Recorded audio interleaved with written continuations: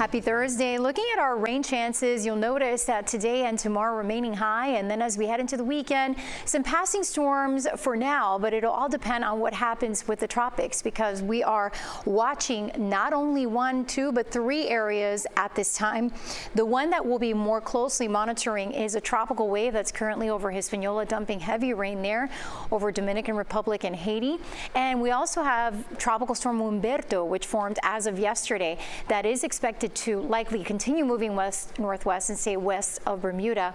But this wave that is forecast to lift northwestward and likely stay over the Bahamas and then eventually move towards the Carolinas. It is too early to tell if we could see some indirect impacts, meaning some of the moisture associated with this system could be headed our way as we head into the weekend or a little too close for comfort, right? And I'm sure that you've seen all over social media, lots of people talking about how there could be that Fujiwara effect where these two systems could be interacting. Of course, it is still too soon to say, but for right now, they may be moving parallel to each other or they may even absorb each other, right? It's too early to tell, but we'll be monitoring it closely and keeping you updated. In the meantime, this is the information we have, and the National Hurricane Center is giving this an 80% chance of development, and this is the development potential area, by the way, of where this could be headed. Now, Tropical Storm Humidity for now is expected to move west-northwest and become a hurricane over the weekend, a major hurricane, in fact, by early next week. And we look at our next weather tropics tracker, and for now, this is what the models are showing, that they may just kind of moving side by side in the same general direction. But as we look at this wave, there's a dip in the jet stream that is forecast to keep this to the east, and so we'll have to wait and see if that plays out.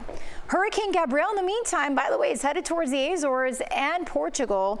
But outside of that, as we take a look at our local forecast, we are waking up to a mainly dry start this morning.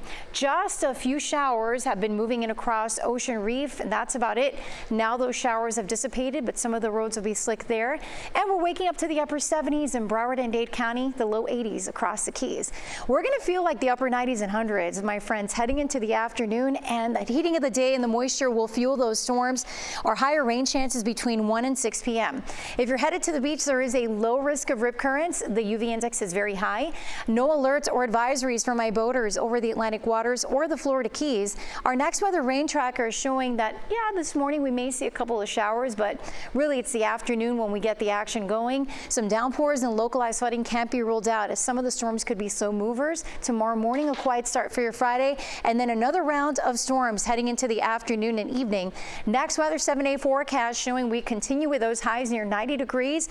Rain chances may decrease as we head into the weekend. It really all depends on what happens in the tropics, as we'll be keeping an eye on that tropical wave because that could enhance our rain chances depending on where that moisture falls.